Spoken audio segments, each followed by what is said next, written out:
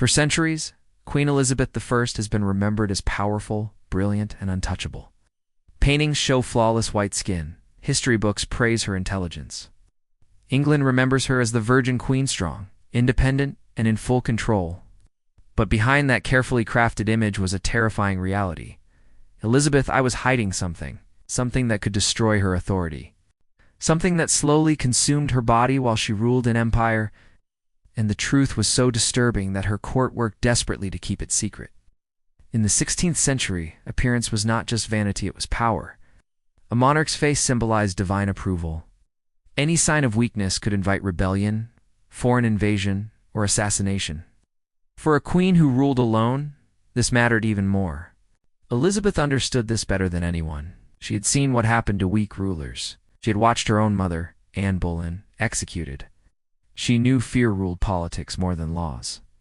So when illness touched her face, panic followed. In 1562, Elizabeth nearly died from smallpox, one of the deadliest diseases of the time. Many believed the queen would not survive. When she finally recovered, England celebrated. But recovery came at a price. Smallpox often left deep scars, discoloration, damage beneath the skin. For Elizabeth, it was devastating. Her face, her symbol of authority, was no longer the same. From that moment, Elizabeth became obsessed with hiding her condition. She refused to be seen without heavy makeup. Court painters were ordered to idealize her appearance, not reflect reality. This was not art, it was control. Elizabeth began using thick white cosmetics, especially a mixture known as Venetian cerussa makeup, made from lead and vinegar. At the time, it was popular among the elite, but it was also poison. Day after day, layer after layer, Elizabeth covered her skin with a substance that slowly destroyed it. Makeup hid scars, but it burned underneath. Lead caused skin decay, hair loss, nerve damage, and severe pain. Instead of healing, Elizabeth's face worsened over time. So she added more makeup, then more. Her face became a mask, beautiful to look at, deadly to wear. Servants were warned not to stare. Courtiers learned not to ask questions. Doctors stayed silent, because telling the truth to a queen could mean death. By her later years, Elizabeth avoided public appearances unless absolutely necessary. When she did appear, candles were positioned carefully, shadows were controlled, distance was enforced. The illusion had to survive. Because if England saw the truth, that their powerful queen was physically decaying, they might believe the nation was too, and that fear was more dangerous than any enemy. Elizabeth, I trusted very few people. As her condition worsened, that circle grew even smaller. Her doctors knew the truth, but they were trapped. Medical knowledge in the 16th century was limited, and contradicting a queen was dangerous. Venetian cerussa was known to irritate skin, but its deeper effects were poorly understood. Still, experienced physicians noticed something was very wrong. Elizabeth's skin was not healing. It was breaking down. Open sores formed beneath the makeup. Scabs were torn away when cosmetics were removed. The skin became thin, inflamed, and painful to touch. Instead of stopping, Elizabeth demanded more coverage. Why? Because the scars were getting worse. The lead-based makeup did not just sit on the skin, it entered the body. Over time, it poisoned her, slowly damaging nerves and weakening her immune system. By the 1570s, reports from court insiders described disturbing changes. Elizabeth's hair began to fall out, not from age, but from toxicity. She started wearing elaborate wigs, often bright red, to maintain her iconic look. These wigs were not fashion statements. They were camouflage. Her teeth darkened and decayed, partly from sugar consumption, partly from chemical exposure. Bad breath became noticeable. Servants were instructed to stand farther away. Her temper worsened too. Lead poisoning affects the brain. Elizabeth became increasingly irritable, suspicious, and emotionally volatile. She lashed out at advisors. She delayed decisions. She obsessed over betrayal. Courtiers whispered, but never openly, because her power was absolute. Removing her makeup became a nightmare. The cerussa hardened like plaster. Peeling it off could cause bleeding. Servants sometimes had to soak her face just to remove the layers. Imagine ruling a kingdom, while every night your own skin comes off with your mask. Elizabeth slept poorly. Pain followed her constantly, but she refused to stop. To her, appearing weak was worse than dying. Court artists were given strict instructions.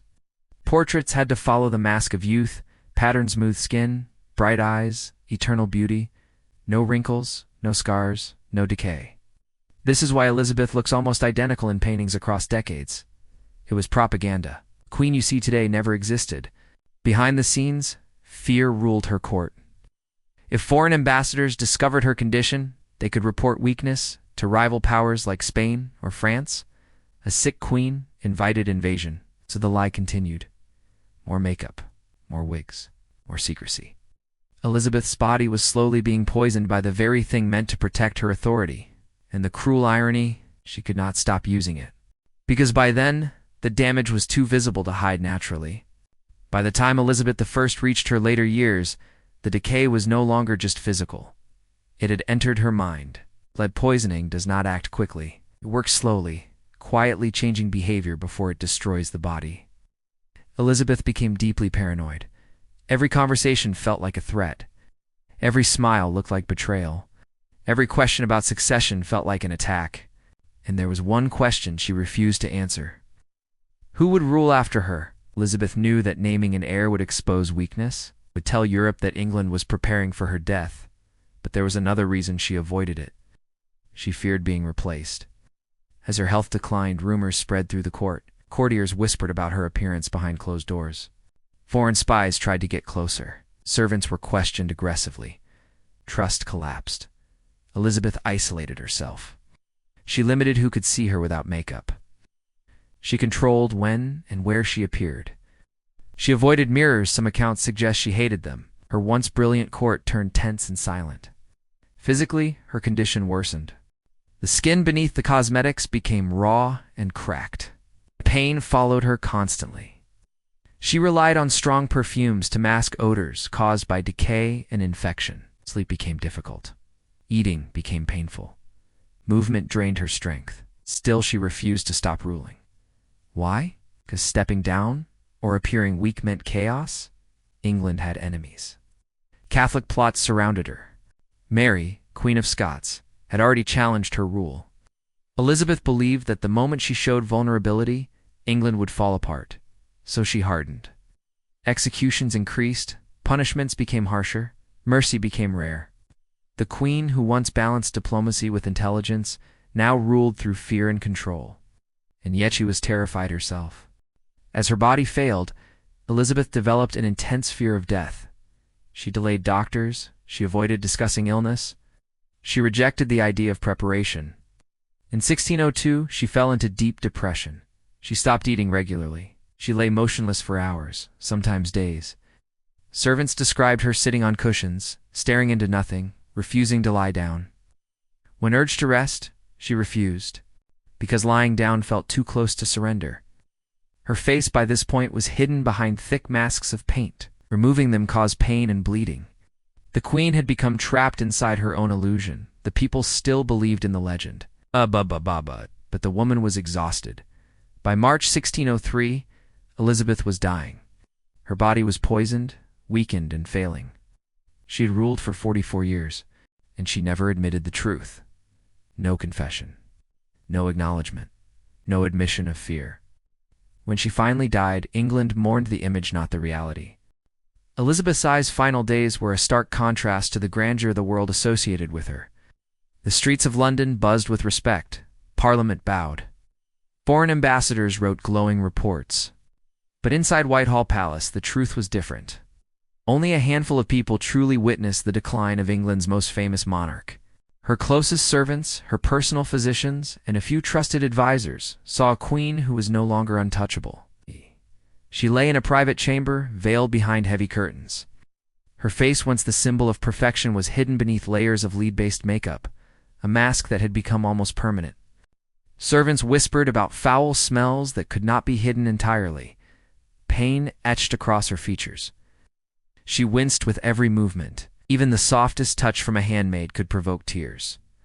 Doctors tried remedies, ointments, herbal baths, strong tonics, but they were fighting centuries of accumulated damage. Smallpox scars, chemical poisoning, malnutrition, and age. The queen's paranoia had grown to terrifying levels. She feared spies, assassins, even those closest to her. Some servants were locked out for days, others forbidden to speak unless spoken to first. She often stared at portraits of herself, earlier images where she looked flawless. Some days she wept silently. She grieved not just the loss of health, but the loss of the image she had so carefully built. Even as she grew weaker, she maintained rituals, daily inspection of her makeup, daily checks of her wigs and clothing, every element meticulously arranged to maintain the illusion of perfection. Her advisors struggled. How do you prepare for a monarch's death when she refuses to acknowledge her own decline? When she insists on continuing appearances, even in the face of unbearable pain? Elizabeth's final acts were dominated by control, ritual, and secrecy. She continued issuing decrees, meeting ambassadors, and corresponding with her councils, sometimes in near collapse. Every appearance was choreographed to maintain the myth of invincibility, and all the while her body betrayed her. Her skin had decayed further. Lead poisoning and illness left her weak and in constant discomfort. Breathing was difficult. Movement was laborious, yet she insisted on standing in full regalia when audiences were scheduled. Her closest confidants realized the truth. The Virgin Queen was dying slowly, not from a single illness, but from a lifetime of decay, hidden behind layers of illusion. By this point, the myth had overtaken reality. The world would never see her suffering. Paintings, reports, and stories ensured the legend lived on. March 1603. The world believed Queen Elizabeth. I was still the unshakable Virgin Queen. Inside Whitehall Palace, the truth was grim. Elizabeth's body had deteriorated beyond recognition. The lead-laden makeup that had once protected her authority now weighed her down. Her skin, cracked and inflamed, was evidence of decades of slow poisoning. Every layer of cosmetics was now a barrier between life and death. Even her closest attendants could not fully witness her decay. Curtains blocked most of the light, so only a few were allowed near her bed, those sworn to secrecy. They saw a woman who had once dazzled the world, now trapped in her own illusion. Despite excruciating pain, Elizabeth insisted on control until the last moment. Orders were given for ceremonial preparations. Her clothing had to be arranged perfectly. Crown and scepter were positioned carefully. No sign of weakness could escape into public view. Doctors tried remedies to ease her suffering, but centuries of cosmetic and chemical abuse had taken a permanent toll. Her breathing was shallow, her limbs stiffened. Even minor movements caused severe pain. And yet, she refused to be seen in anything less than her full royal image. Every attempt to remove the thick mask of ceruse was met with anger and fear. She would scream if a servant dared to touch her face improperly. When death finally approached, it came quietly but still. Elizabeth remained meticulous. Every movement was staged, every detail controlled. Those in her chamber described the scene as eerily ceremonial, as if the queen had rehearsed her own death to maintain perfection. Once she passed, her body was prepared for public display. The funeral would be grand. The world would remember her as eternal, flawless, and untouchable. And the secret out. It was buried. Literally, no chronicler dared record the horrifying reality of decay under the mask. The public narrative glorified Elizabeth's strength, wisdom, and beauty. Pain, illness, and lead poisoning were erased. Generations would study her portraits, unaware that the painted face hiding beneath was a poisoned, rotting body. The truth existed only in whispers inside the palace walls, in the memories of the few who had served her closely. Elizabeth had managed to preserve her image even in death. The illusion of the Virgin Queen survived centuries. But for those who knew her privately, the reality was haunting. Elizabeth's eyes' hidden decay didn't just affect her personally, it shaped the future of England. For decades, she had ruled with precision, intelligence, and a carefully constructed image of perfection. But her body and mind were slowly betraying her. Lead poisoning, illness, and constant stress took a toll on her judgment, her relationships, and her political decisions. Her paranoia intensified. She trusted very few, and that created tension within her council. Advisors feared to speak truthfully. Diplomats feared to offend. Important decisions were delayed.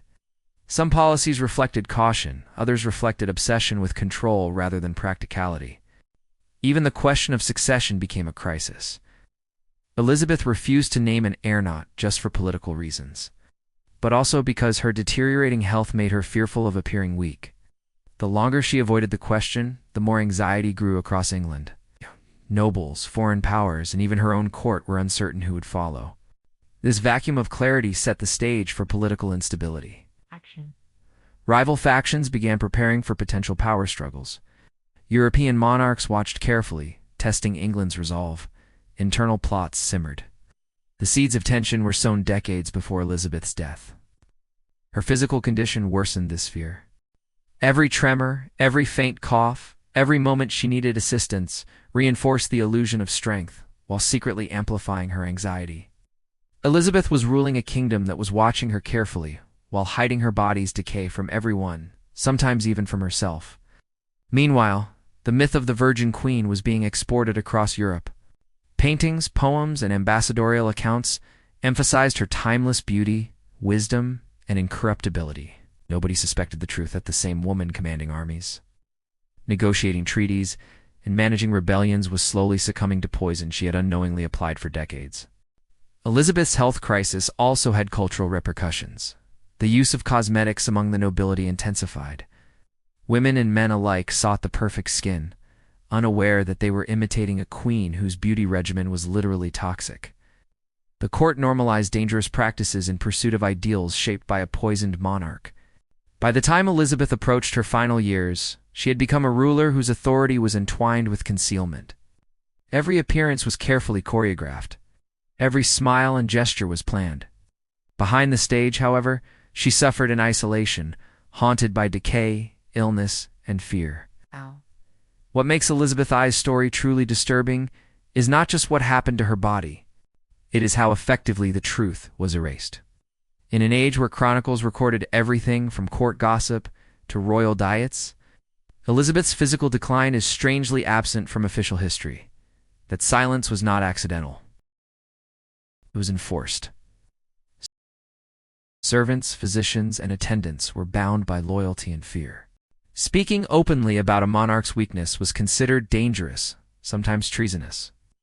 To reveal that the queen's face was decaying, that her body was poisoned, would have been seen as an attack on the stability of the realm. So they stayed quiet. Doctors wrote vague notes. Servants whispered only in private. Courtiers pretended not to notice. Even foreign ambassadors, who often reported every detail back to their kings, described Elizabeth in careful language. They noticed her rigid posture, her distance, her heavy makeup. They did not write the obvious conclusion, because to do so would expose England's vulnerability.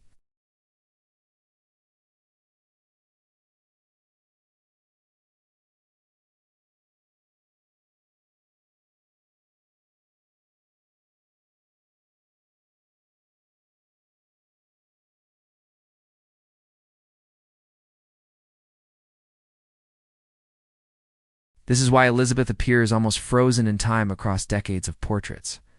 It was not artistic tradition, it was state-controlled illusion. Behind palace doors, servants learned rules. Never mention her skin, never speak of the pain, never react if makeup cracked or bled underneath. Some were dismissed suddenly. Others disappeared from service without explanation. Fear kept the secret alive. Elizabeth herself encouraged the silence. She punished gossip harshly. She rewarded obedience generously.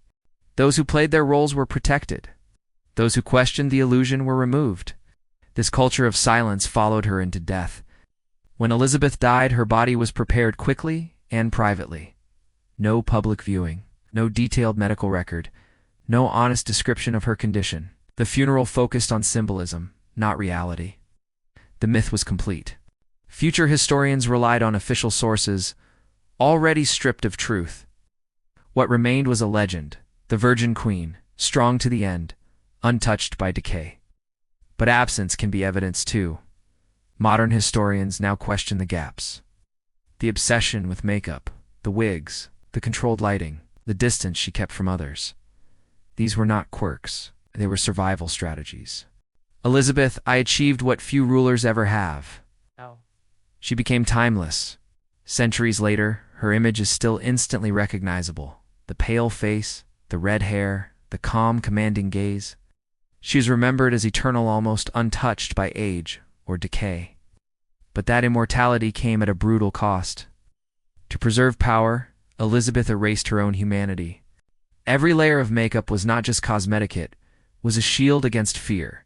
Fear of rebellion, fear of replacement, fear of being seen as weak in a world that devoured weak rulers, especially women. Her decaying body was not just a personal tragedy. It was the result of a system that demanded perfection from its monarchs, while offering no mercy in return. Elizabeth could not age publicly. She could not be sick openly. She could not be human, so she hid. The irony is cruel. In trying to appear immortal, she poisoned herself. In trying to maintain control, she isolated herself. In trying to preserve her legend, she ensured that no one would ever truly know her suffering. Her courtiers played their part. Her artists perfected the lie. Her historians inherited the silence. And England accepted the myth willingly, because myths are easier than truth. The story of Elizabeth's slow decay forces us to confront an uncomfortable reality about power. Rulers are often celebrated not for their endurance, but for how well they hide their pain. Elizabeth ruled through strength, intelligence, and fear. But she also ruled through denial of illness, of aging, of mortality itself.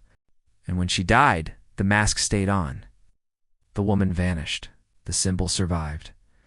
Elizabeth I did not rot in public view. She rotted in silence. That is what makes her story truly unsettling. History did not forget her suffering by accident. It chose to forget it. For centuries, Elizabeth was taught as a symbol, strength without weakness, intelligence without fear, beauty without decay. Her hidden illness, her poisoned skin, her isolation were inconvenient truths. They disrupted the image of a perfect ruler, so they were removed. But modern historians now understand something important. Powerful figures are often remembered not as they were, but as they needed to appear. Elizabeth's lead-based makeup was not unusual for her time. What was unusual was how long she depended on it, how intensely she guarded her image, and how far the court went to protect the illusion. That level of control suggests not vanity but desperation. A woman ruling alone in a brutal political world could not afford to look sick. A queen surrounded by enemies could not show decay. A ruler whose legitimacy depended on authority could not appear fragile. So Elizabeth sacrificed herself to the image of power. Her body paid the price, and the lesson is uncomfortable. History often celebrates survival without asking what it cost, praises rulers for endurance while ignoring the damage done behind closed doors. The suffering of powerful people is hidden, not out of respect, but because it challenges the stories nations tell themselves. Elizabeth I became immortal in portraits. But mortality consumed her in reality. She ruled brilliantly. She endured endlessly, and she suffered quietly. Today, when we look at her painted face, smooth and untouched by time, we are not seeing the truth. We are seeing a mask designed to protect a kingdom. And beneath that mask was a woman slowly poisoned by fear, pressure, and the impossible demand to never appear weak. That is the terrifying secret of Elizabeth I. Not that she ruled while decaying, but that history helped her hide it. Legends are polished. Truth is buried.